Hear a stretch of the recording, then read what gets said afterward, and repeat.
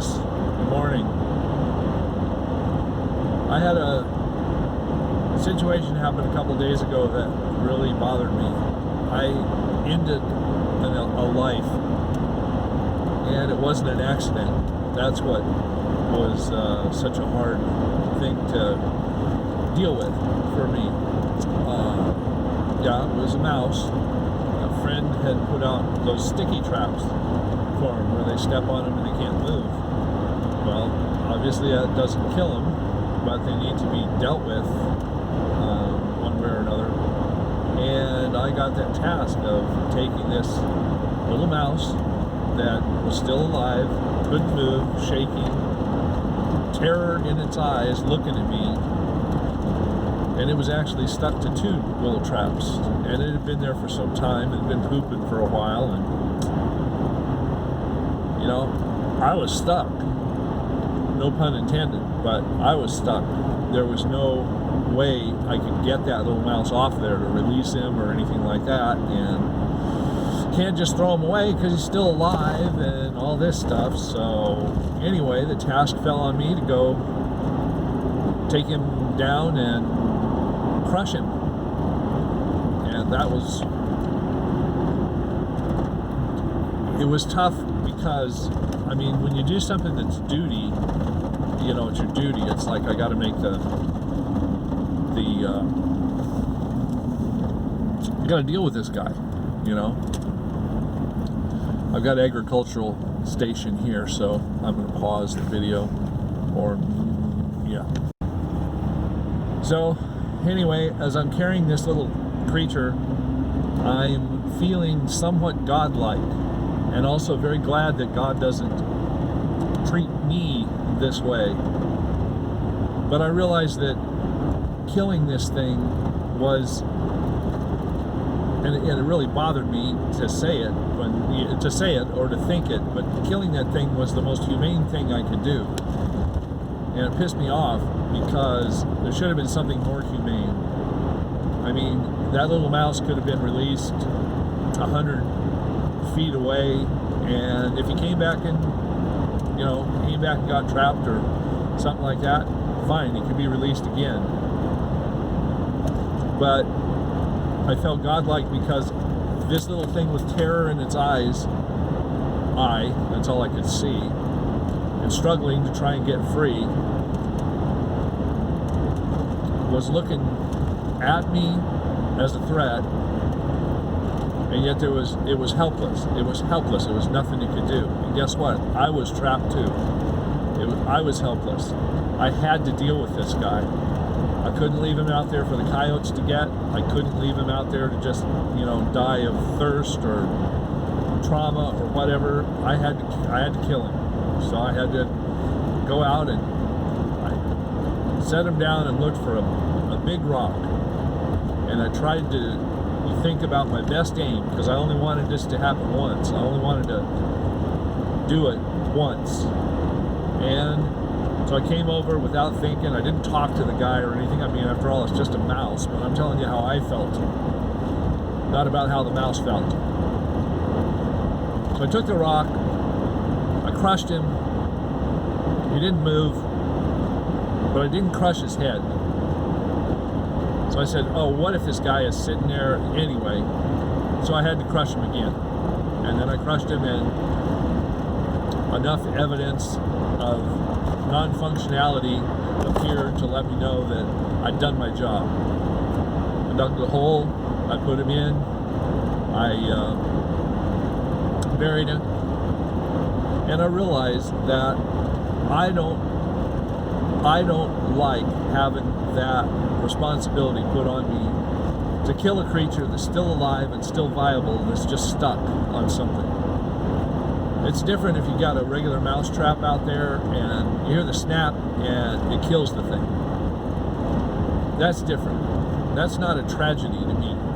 The tragedy was that these little sticky things that get them stuck, they absolutely are stuck, but then there's a responsibility of somebody to come and crush them. So,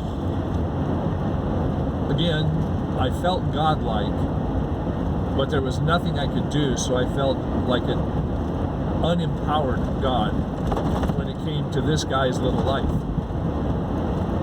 So, period to that. Some of you may say, "Oh, Mike, you're just being weak. I mean, you just kill the thing. Just let it go." Well, I know of some people who can't kill the mice or rats that they capture. They capture in a live capture. They say they can't kill them and they can't release them. So they put them in a bucket of water, and of course the tongue-in-cheek is if they pass the swim test, they get let go. And of course they don't. They drown. Anyway, so I'm not weak because I'm talking about it. I'm not weak because I recognize the feelings I had about it. And I'm certainly not weak because I did it, and I did a damn good job of crushing that little guy. But it made me feel less human to have to do that. Although duty would cause me to do it again if I had to.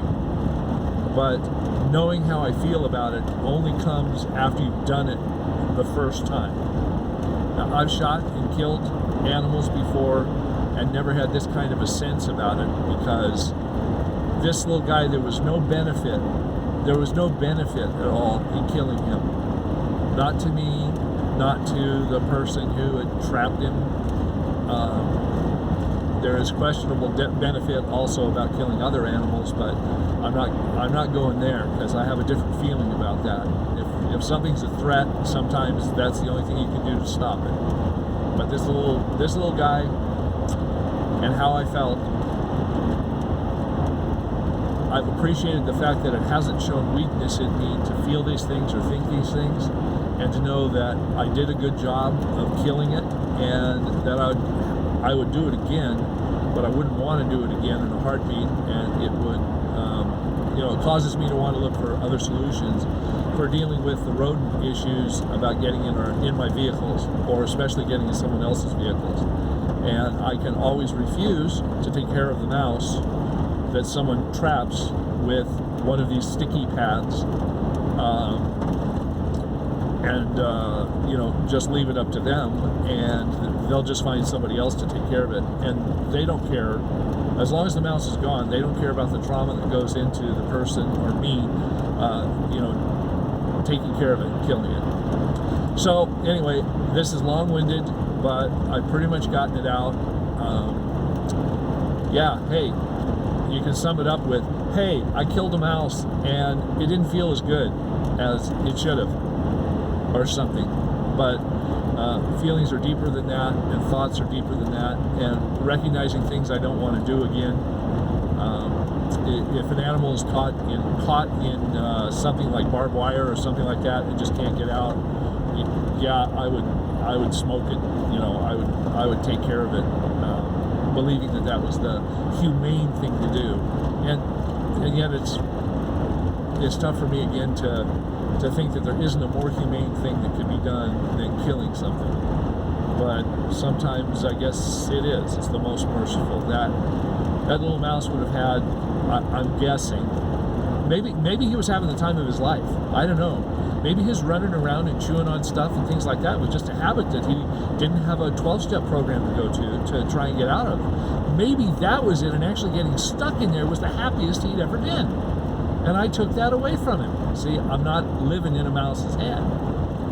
But I speculate that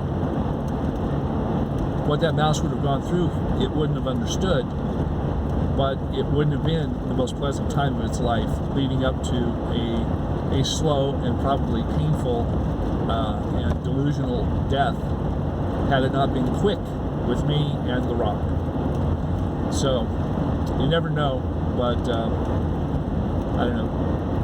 Thanks.